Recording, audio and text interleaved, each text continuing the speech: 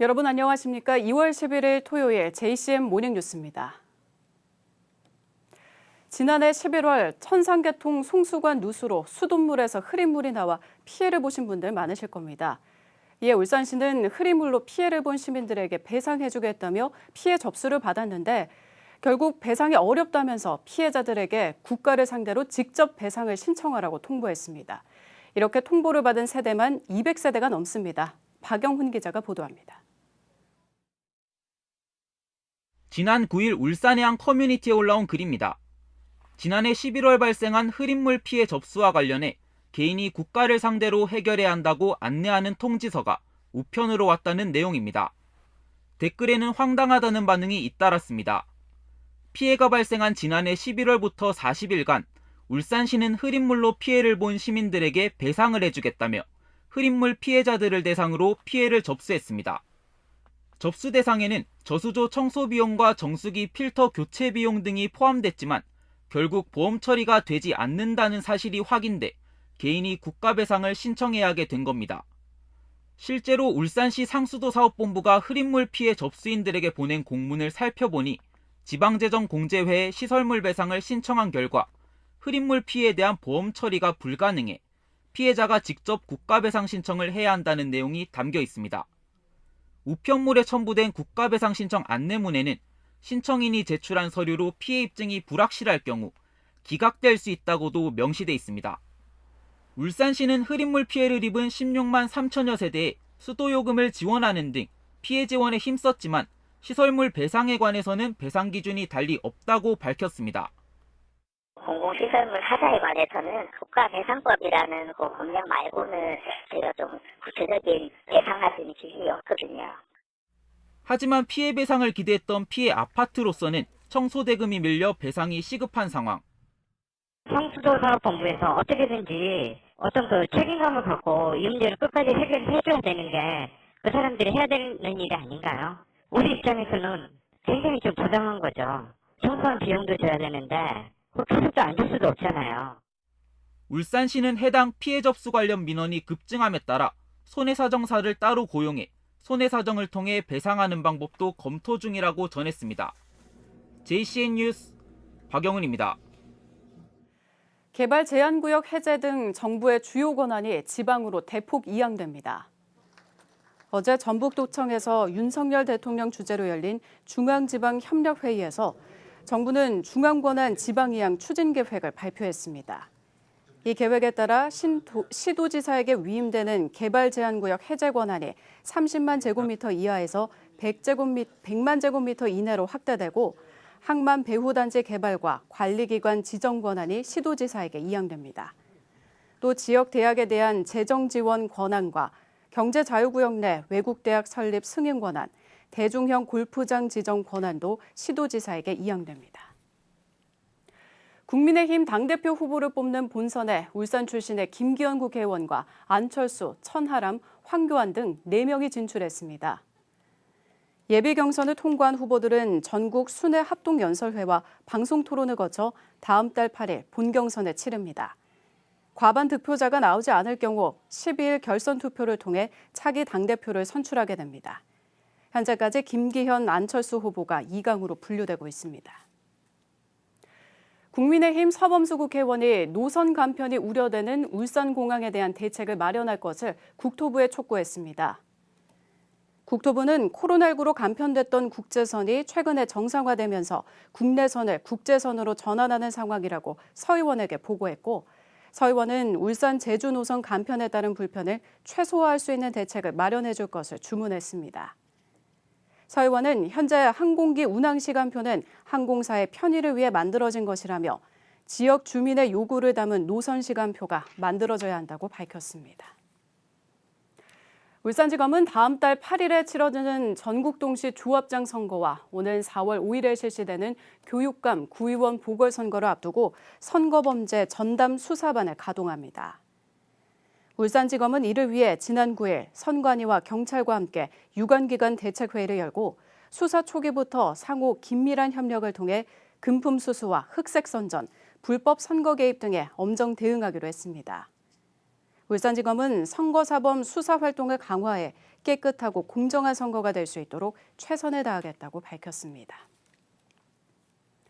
정부가 원전 내에 사용 후 해결료 건식 저장 시설 건설이 불가피하다는 입장을 밝히면서 울산에서도 극심한 반발이 예상됩니다. 산업통상자원부는 어제 대한상공회의소에서 사용 후 해결료 포화 시점 재산정 결과를 공개했으며 고리 원전의 포화 시점을 2032년으로 전망했습니다.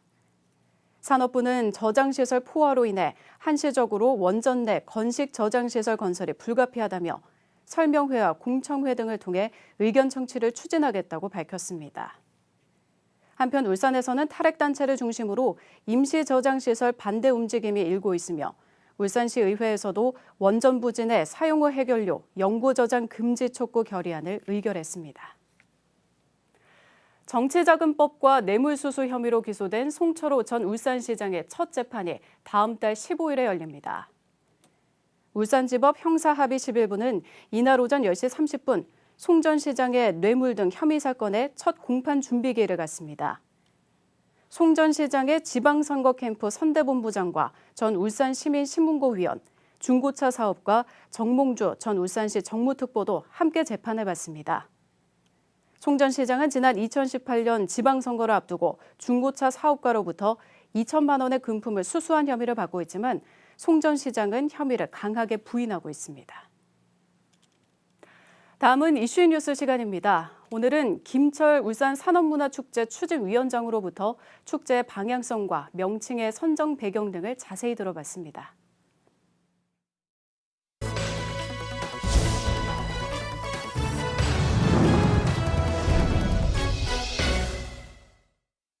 네, 울산 산업문화축제 추진위원회 김철 위원장과 말씀 나누겠습니다. 회장님 안녕하세요. 안녕하십니까. 사업에 굉장히 바쁘신 분인데 지역에서 끊임없이 자꾸 일을 맡기시지요. 예, 능력이 있으니까요. 울산에 축제가 굉장히 많은데 네. 좀 정리를 잘해서 제대로 된 축제를 하나로 만들자 이런 얘기죠. 1967년부터 공업축제를 시작을 했죠. 예. 그래서 1988년까지 21년 동안 공업축제를 우리가 실시해 왔었는데 네. 참 아주 뜻깊은 축제였습니다. 그렇습니다. 그런데 그러다가 이제 채용문화재로 명칭이 바뀌면서 우리 축제의 모습이 점점 많이 바뀌게 됐고 예. 그러면서 지난해까지 계속이 됐습니다만은 이제는 새로운 우리 지역의 특성과 또 산업화를 이룬 우리 과거, 예. 현재, 네. 미래를 조명할 수 있는 네. 이러한 축제를 만들어서 그래서 우리 시민과 또 기업 또 근로자들 화합을 하고 단합을 하면서 즐기는 예. 이런 축제를 만들어보자는 이런 뜻으로 예, 예. 이번 축제를 시작했다고 보면 되겠습니다. 그래서 김두겸 시장이 이번에 추진위원회를 만드시고 네. 쉽지 않은 일을 이렇게 맡기셨습니다. 추진위원회는 앞으로 어떤 역할을 하게 되는가요? 네, 제 추진위원회에서는 이번 축제를 구성하는 이러한 여러 일들 그리고 지금까지 시는 풍부한 자료 그리고 경험을 바탕으로 해서 벌써 축제 준비를 지난 연말까지 한 3개월에 걸쳐서 예. 많이 해왔습니다. 예. 해왔고 지금 되어 있는 이 사업들 이제 기본적으로 잘 다듬고 예. 또 보완을 하고 이렇게 하면은 예. 처음 하는 축제가 되어서 좀 아쉬움이 있을지는 모르지만은 우리 시민들 그리고 기업에서도 참여를 예. 하고 예. 그리고 근로자들 예. 다 참여를 해서 아주 멋진 화합 앞서도 말씀드렸듯이 화합하고 단합을 할 수 있는 예. 즐길 수 있는 이런 축제로 그리고 특히 타지의 관광객들에게 보이고 뭐 네. 하는 이런 실적 위주가 아닌 우리 시민들을 위한 네. 우리 시의 미래 예. 또 과거 또 현재의 상황을 이제 조명해가면서 더욱 발전적인 예. 이런 모습을 보이는 이것이 목적이라고 할 수가 있겠습니다. 예. 울산을 대표하는 축제를 만들자면 이제 돈이 좀 문제가 될 것 같은데 네. 쉽지 않은 일인데 지금은 이제 시작 단계입니다만 그래도 대략적인 예산이라든지 규모라든지 어느 정도로 생각을 하고 계십니까? 한 30개 정도의 사업을 펼치게 되어 있습니다. 사업을 펼치게 되어 있고요. 그리고 운영비, 사업비 총해서 지금 현재로 약 48억 정도를 추정을 하고 있는데 예, 예. 거기에 따른 가감은 좀 있을 수가 있겠고 그렇겠죠. 그리고 거리 프레이드를 비롯해서 우리 기업들이 예. 또 함께 할 수 있는 이러한 행사에서 또 더 많아질 수도 있고 예, 예. 또 우리 노조 예. 그러니까 양대 민주노총 그리고 한국노총도 참여를 하면서 여기에 이 행사의 폭이 더 커질 수가 있으니까 예. 예산에 대해서는 앞으로도 예. 계속 좀 눈여겨 보시고 예. 또 좀 더 확대되기를 그러면 그 사업 자체가 예. 우리가 커질 수가 있으니까 그렇겠네. 그렇게 기대를 하고 있습니다. 예. 그래서 지금 속도를 내고 있습니다. 울산시가 축제 명칭을 선정하려고 시민 설문조사에 들어갔는데 예를 들면 울산 공업축제, 울산 굴뚝축제, 울산 태화축제 이렇게 세 가지를 놓고 시민 의견을 묻고 있는데 이 세 가지 명칭은 어떻게 나온 건가요?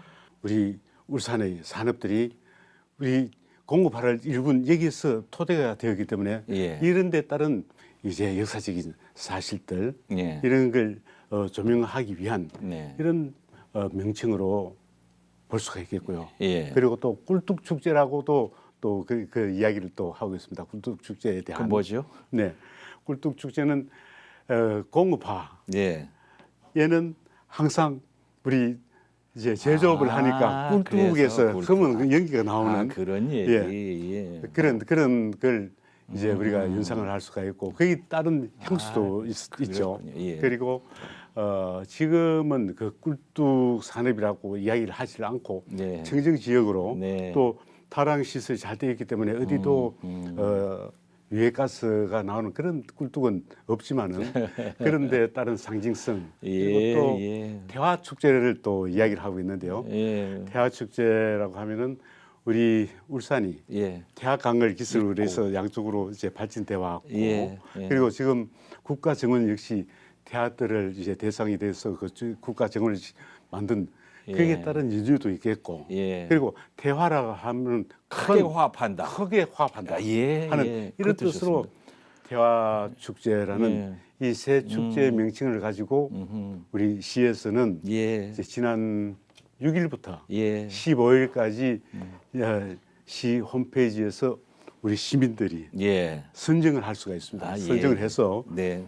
가장 우리 시민들이 좋아하는 명칭을 예, 예. 이렇게 사용하자고 그렇게 이야기를 하고 있습니다. 세 가지 이름이 다 별로다 이렇게 생각하는 시민도 계실 것 같은데 하여튼 결과를 보고 바꿀 수도 있을 것 같아요. 융통성 있게. 네, 그렇잖아도 지금 저희가 기대를 하고 있는 것은 우리 예. 시민들 중에서 예. 이 명칭들이 예. 다 그렇다. 좀 더 좋은 명칭을 제시를 하면은 그 명칭에 대해서도 저희가 예. 심사숙고하려고 탄력적으로. 네, 예. 그렇게 탄력적으로 가려고 보고 있습니다. 자, 그러면 앞으로 축제가 열리는 시기는 언제쯤이 될 것 같습니까? 아마 6월 1일부터 6월 4일까지 6월. 3박 4일 동안 예. 네, 3박 4일 동안 네, 이렇게 네. 개최가 이제 시민들 입장에서는 첫 술밥에 확 배부르기를 바랄 것 같은데 기대하는 건 좋습니다만은 조금 기다려줄 필요도 있어요. 시민들께서 말이죠. 서두르지 않고. 아마 이번은 처음이기 때문에 또 기간도 그렇게 우리가 준비 기간이 좀 길지 않고 하기 때문에 네. 좀 아쉬운 점이나 조금 서투른 점이 있을지 몰라도 예, 예. 이 우리 축제가 정착이 되는 데는 아무래도 예. 첫 해에는 조금 어려움이 있겠지만은 예. 점점 우리 시민들이 많이 관심을 가지고 예. 즐기고 예. 화합하고 단합하는 그런 기회가 되지는 걸 갖다 보면서 많이 좋아지리라고 예. 기대를 하고 있습니다. 예, 네. 예. 울산 산업문화축제 추진위원회 김시열 위원장과 말씀 나눴는데요. 애써 주시기 바랍니다. 잘하실 거예요. 감사합니다. 감사합니다. 고 이건희 삼성그룹 회장 유족이 기증한 이건희 컬렉션이 오늘 16일부터 5월 21일까지 울산 시립미술관에서 전시됩니다. 이번 전시회는 엄선된 이건희 회장의 수집품 100여 점을 선보이며 1930년대부터 2000년대 초반까지의 이중섭과 박수근 등 40여 명의 거정들의 명작이 한자리에 모일 예정입니다. 한편 오는 17일에는 오늘날 소장품은 무엇인가를 주제로 전시 연계 강연회도 열립니다. 울주군 간월제 주변에서 패러글라이딩을 하다가 추락해 나무에 걸린 50대 남성이 구조됐습니다. 울주소방서는 지난 9일 오후 5시 30분쯤 간월제 주변에서 패러글라이딩을 하던 50대 남성이 강풍으로 인해 5m 높이의 나무에 걸렸다는 신고가 들어와 안전하게 구조했다고 밝혔습니다. 소방당국은 최근 패러글라이딩 인구가 늘면서 안전사고가 잇따르고 있다며 비행 전 기상 확인과 개인 장비 점검을 철저히 해달라고 말했습니다. 자동차 부품 납품을 볼모로 1차 협력업체를 협박해 150억 원 상당을 챙긴 2차 협력업체 대표가 범행을 인정하고 반성하는 태도를 보여 항소심에서 감형받았습니다. 부산고등법원 울산재판부는 특정 경제범죄 가중처벌 등에 관한 법률 위반 혐의로 기소된 50대 A씨에게 징역 10년을 선고한 원심을 깨고 징역 7년을 선고했습니다. 자동차 2차 협력업체 대표인 A씨는 지난 2020년 6월 매출 하락 등으로 회사 운영이 어렵다며 손실금을 보상해주지 않으면 부품을 주지 않겠다고 1차 협력업체 3곳을 협박해 150억 원을 뜯어낸 혐의를 받고 있습니다. 울산시 교육청의 학교 공간 혁신 프로젝트인 배움난장에 우리나라 대표로 세계 건축대회에 출품됩니다. 울산시 교육청은 배움난장 프로젝트가 UIA 대한민국 골든큐브 어워즈에서 학교 부문 최우수상을 수상했다고 밝혔습니다. 이에 따라 다음 달에 열리는 국제대회에 우리나라 대표 프로그램으로 출품됩니다. 배움난장은 학교와 지역에 함께 고민해 학교 공간을 재구성했고 보드게임과 공간 지도 등으로 아이들 눈높이에 맞는 건축 문화를 이끌어낸 부분에서 좋은 평가를 받았습니다. 중구 도시재생 사업의 하나로 추진된 학성 나무학교 준공식이 어제 열렸습니다. 중구 학성동 가구 전문거리 인근에 들어선 학성 나무학교는 중구청이 43억 원을 들여 연면적 391제곱미터의 지상 2층 규모로 목공교육 실습장과 목공 체험교실을 갖췄습니다. 중구청은 다음 달부터 초등학생을 대상으로 한 어린이 목공교실 프로그램을 시작으로 직장인 대상 목공 취미교실과 퇴직자와 예비 창업자를 위한 목공교육 프로그램을 단계적으로 진행할 계획입니다. 국제 구호개발 NGO인 굿네이버스 울산지부가 어제 울산시 교육청을 방문해 교육기부금 1억 3천만 원을 기부했습니다. 울산시 교육청은 아동권리교육과 세계 시민교육 프로그램 운영에 3,200만 원, 빈곤가정 아동 희망장학금으로 3,100만 원을 사용할 계획입니다. 또 위기가정 아동 대상 긴급지원 사업에 5천만 원, 희망나눔 꿈지원 사업에 1,770만 원을 지원할 예정입니다. JCM 모닝뉴스를 마칩니다. 함께해 주신 여러분 고맙습니다.